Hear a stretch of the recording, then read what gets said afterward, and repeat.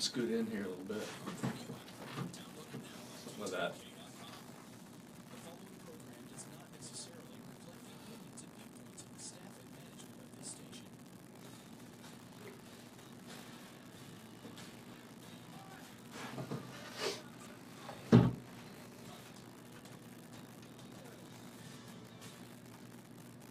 Welcome to Your IRS Weapon. I am Your IRS Weapon. I'm Travis Watkins. I'm a tax lawyer in Oklahoma. I'm joined by Kyle Johnson. He's a CPA.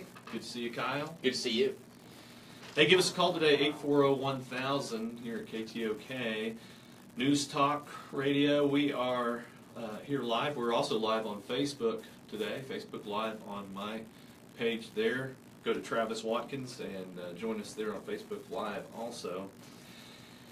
I am the proud owner of Hank Williams Jr.'s truck and the second worst golfer in lawyering history, and I'm here today to talk about IRS news and things that might impact your life that are going on with the IRS.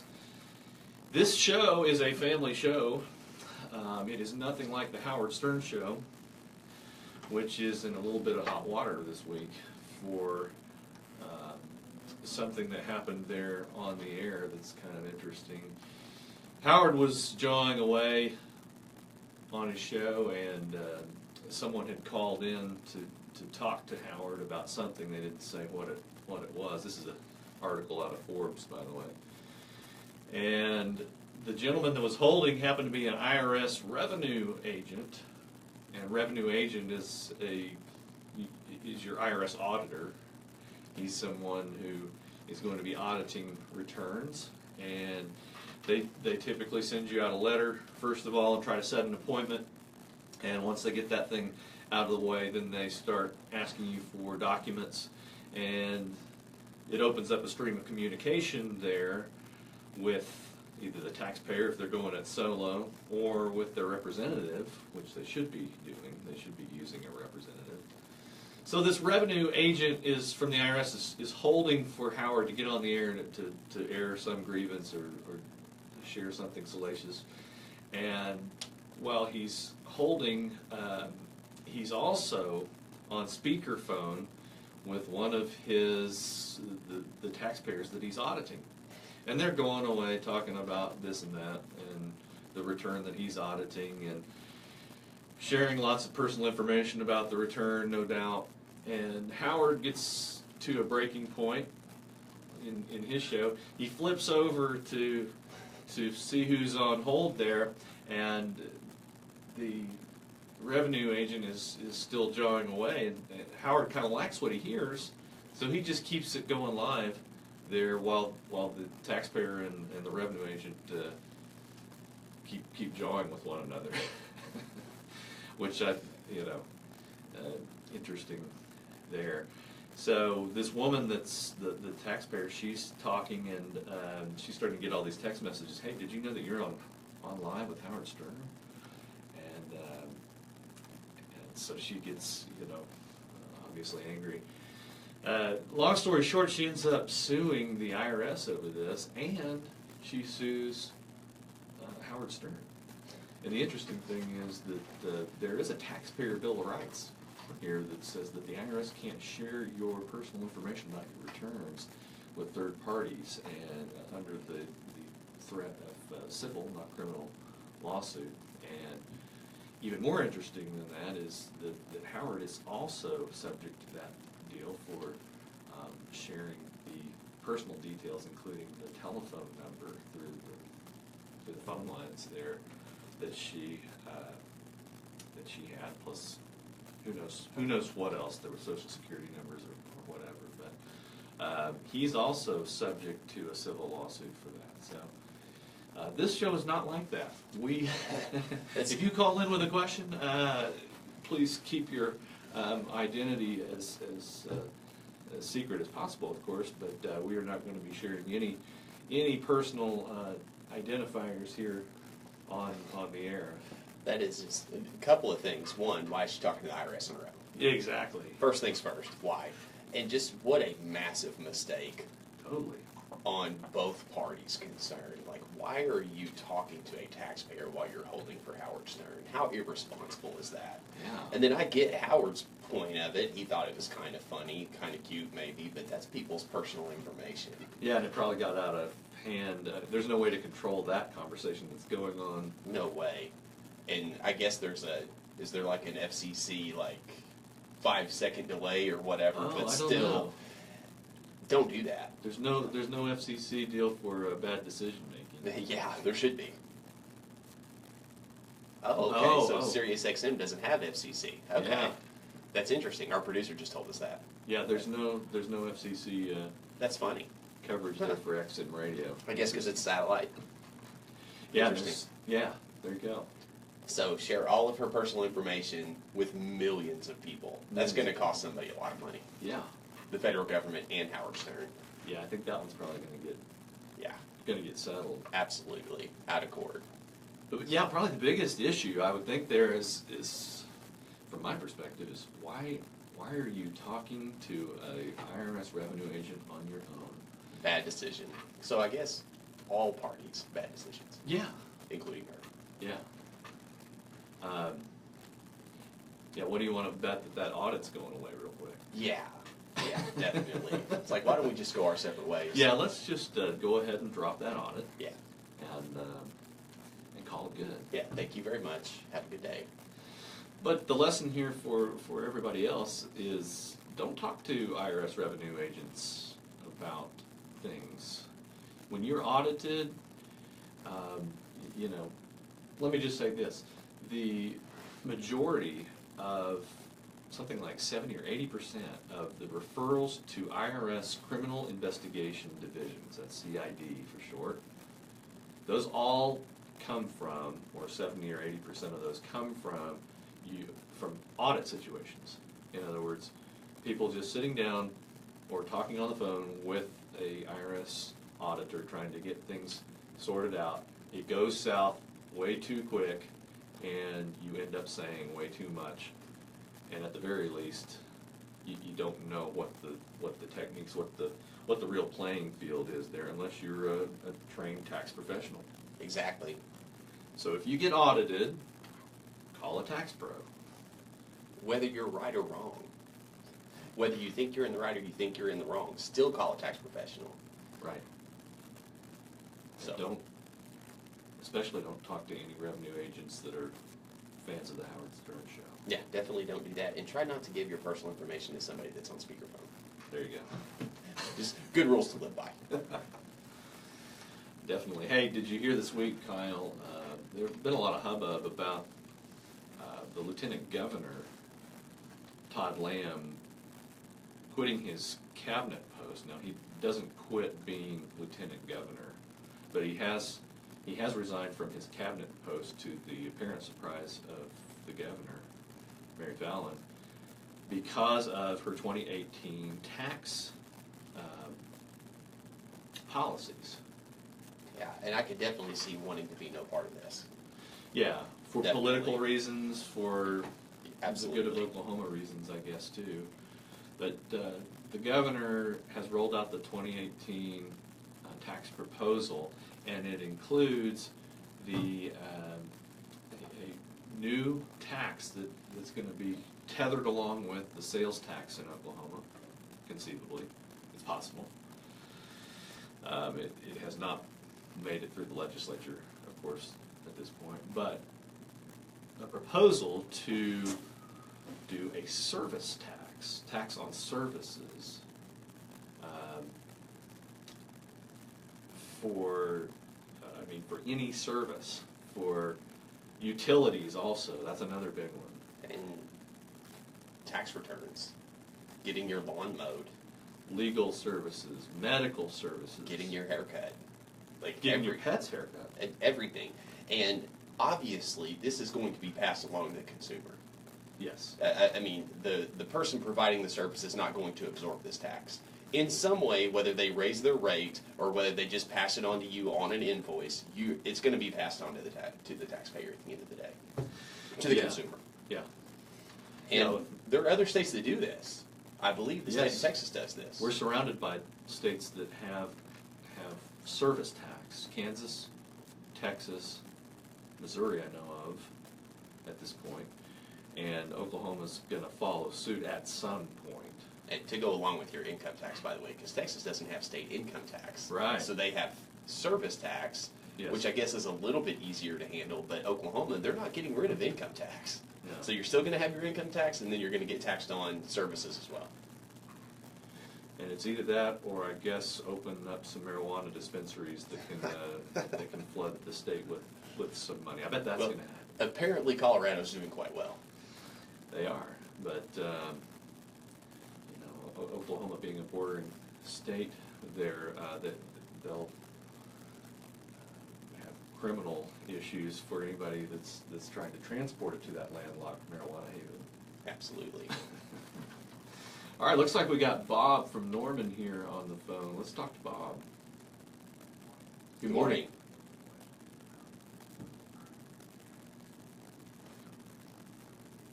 Yes.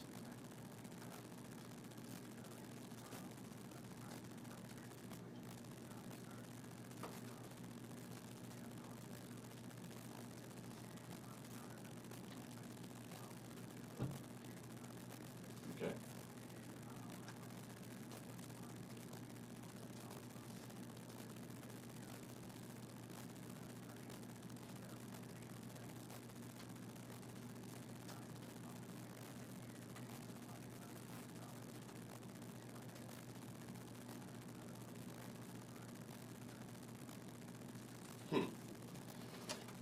Well, generally speaking, Social Security and disability benefits are not taxable, and you wouldn't be required to do a tax return because you wouldn't have over $3,800 of earned income. But again, every situation is different, so I would actually have to see your transcript and see what kind of disability payment are you getting, and not from Social Security obviously, but from your employer or whatever kind of disability insurance you're getting. I would have to see it, but generally speaking, disability benefits are not taxable and you wouldn't be required to do a tax return.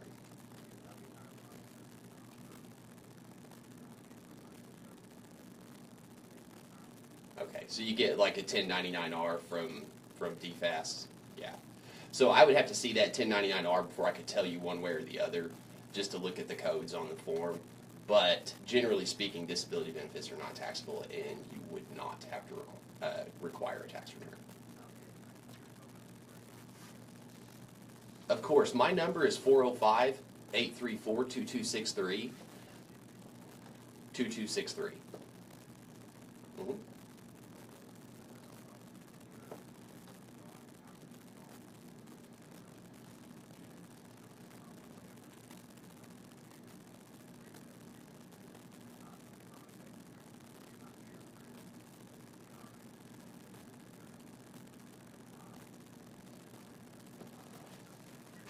Absolutely. I understand your apprehension, too. It's a scary situation because you don't want the IRS to show up at your door, so I totally understand. And maybe your tax preparer could have given you this advice years ago, but they like to make your $150 for an easy return. So go ahead and give me a call, and I'll look at your forms, and I'll tell you whether you require a return or not. All right. Have a good day. All right.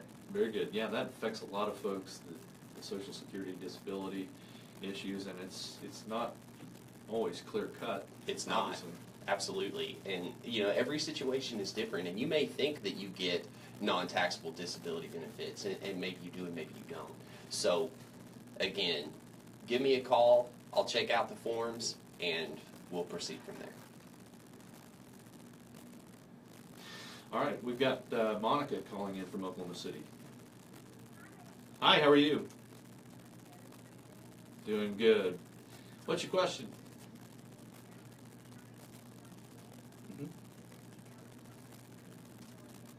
Right.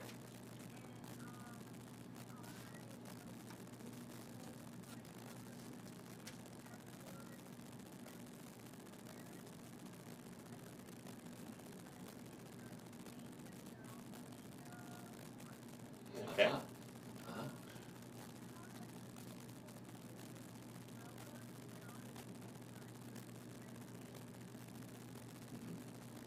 Yeah. I hear that quite a bit.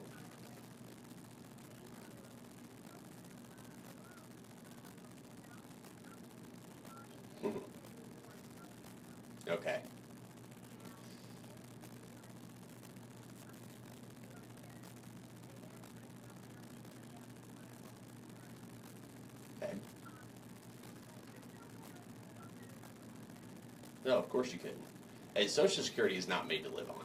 And I don't know, there are many taxpayers out there that whenever they retire, they're going to rely on Social Security, and it's not a living wage. It's not made for you to live on. I guess if everything's paid for, maybe you could.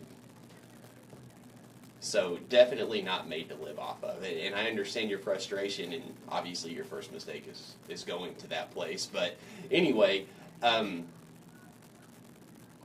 yeah, I understand. And again, generally speaking, Social Security disability is not taxable, but it can be depending on your spouse's income or your other household income. Kyle, give her your number.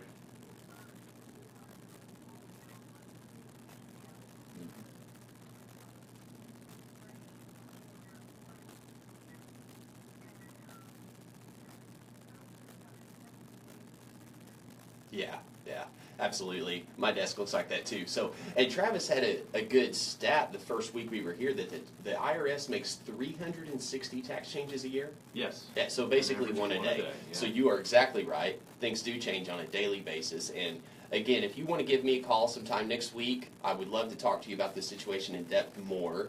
And my number is 405-834-2263.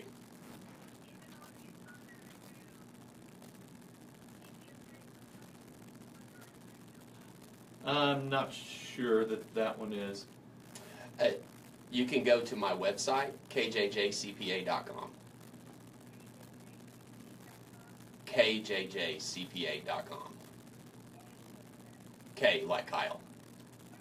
Yes, ma'am.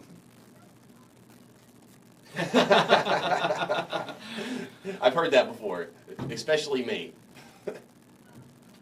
Thank you, Monica, for your question. Hey, we're going to take a quick break here on Your IRS Weapon. We'll be back in just a minute.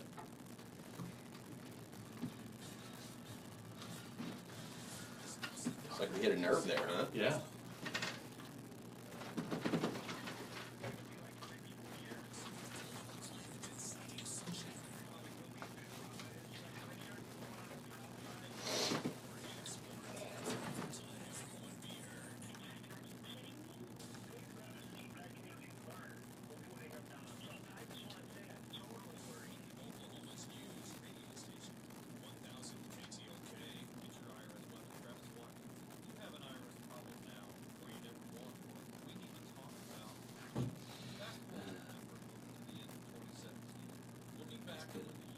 Did you have anything else on service? Say what? Did you have anything else on service tax? Not really. Again, I think it's just going to affect the consumer more than anything. Like, at the end of the day, it's not going to affect you and I. Right. You know, maybe, because people aren't going to make a decision based on whether they're going to have legal or tax services based on, 4.5% tax. Right. Obviously. I'm concerned that it's just going to... Well, it opens up a whole new avenue of unwitting trust fund people that have to shuttle this money, collect it, shuttle it, and it's going to be personal. And, at the end of the day, selfishly, would it help me? Of course it would, because I'd have more people that I would have to do sales tax for. Yeah. So it would help me, selfishly speaking. I just hate it for the consumers of Oklahoma. We should probably talk about the landscape guy, though. Yeah. If you want to.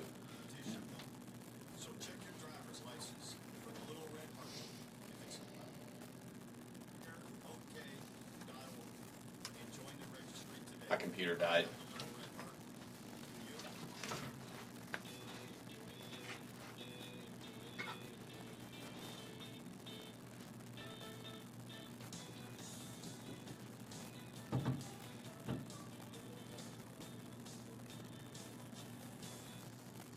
Welcome back to Your IRS Weapon. I am Travis Watkins, Your IRS Weapon, and we are going to do a little bit of celebrity tax news now.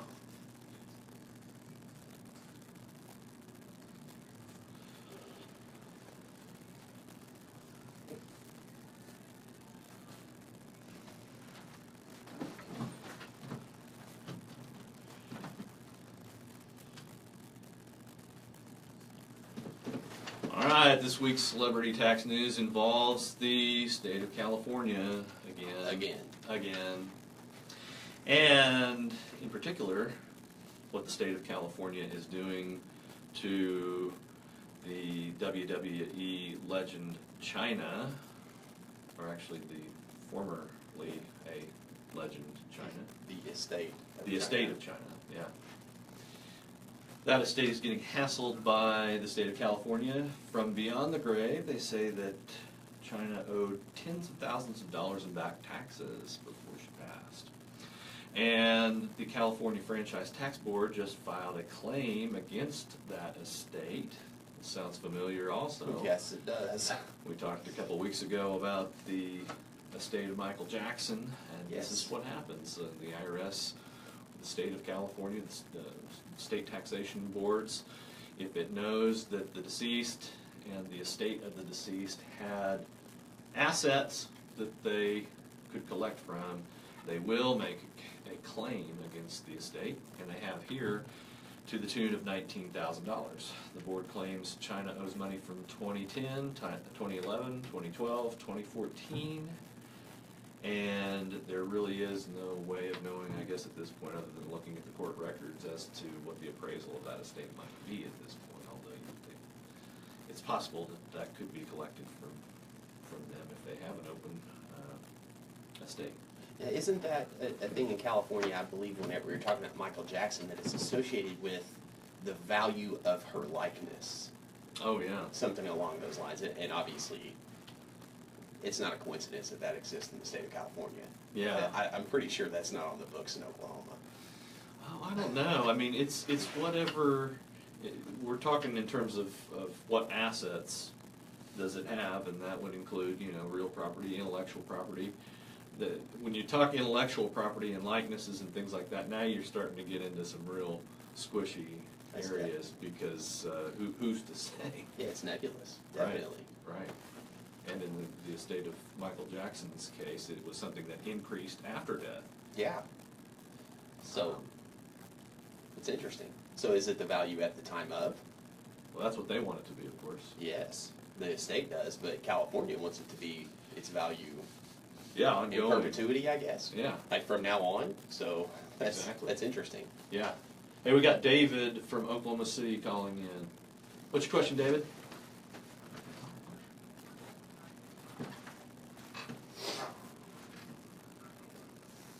Okay. No problem. No problem. It's going around.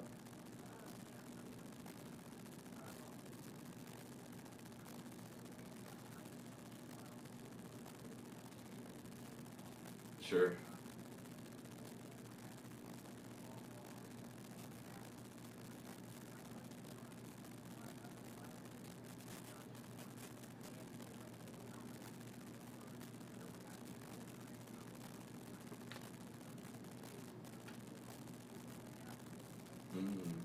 This is definitely a Watkins case, like 100%. And Travis's team has the ability to go and look at her past income and wages and income through a transcript system. And are you the court-appointed representative?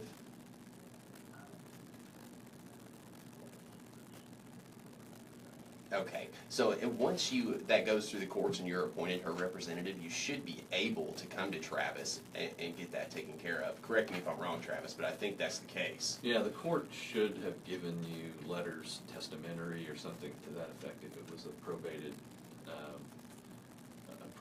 will.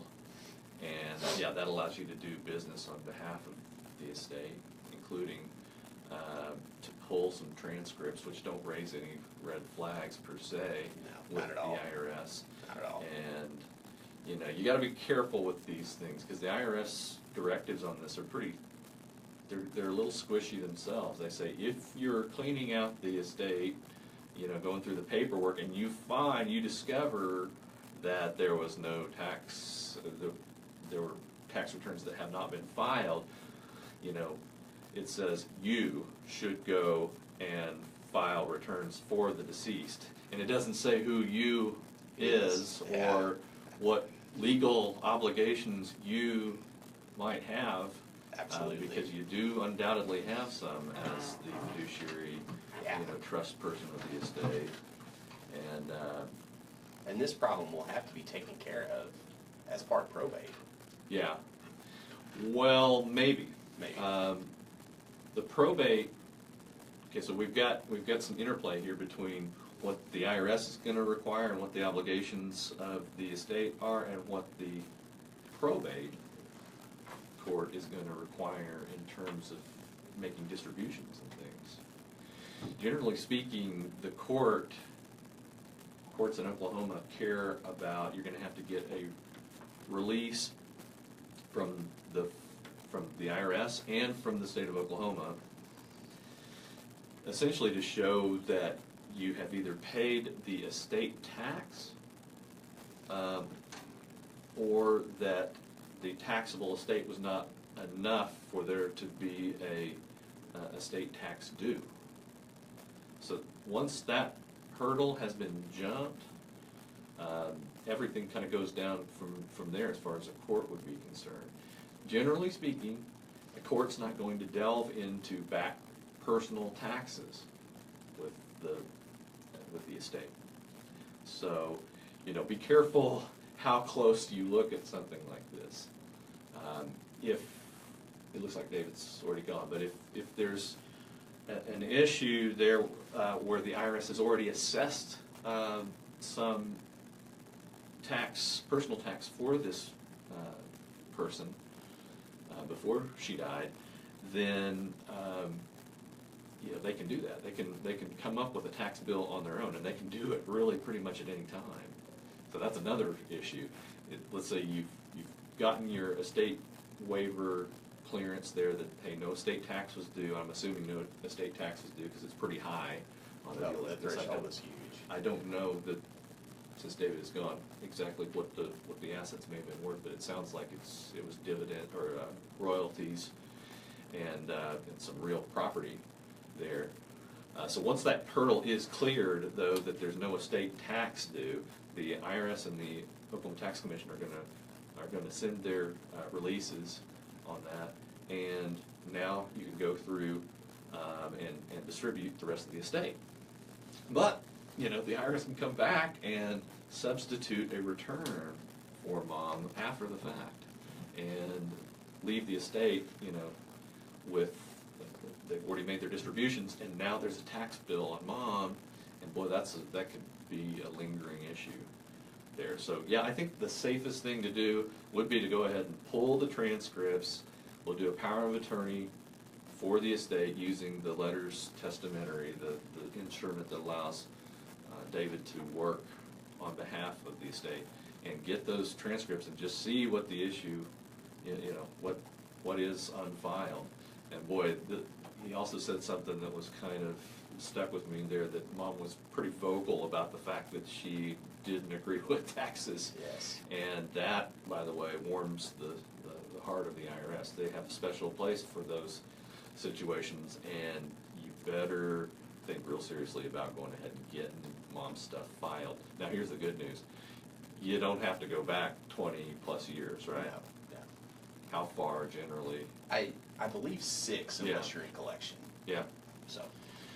Yeah, that's kind of the industry standard on that, because that would be the criminal statute of how long they could go after someone for a failure to file.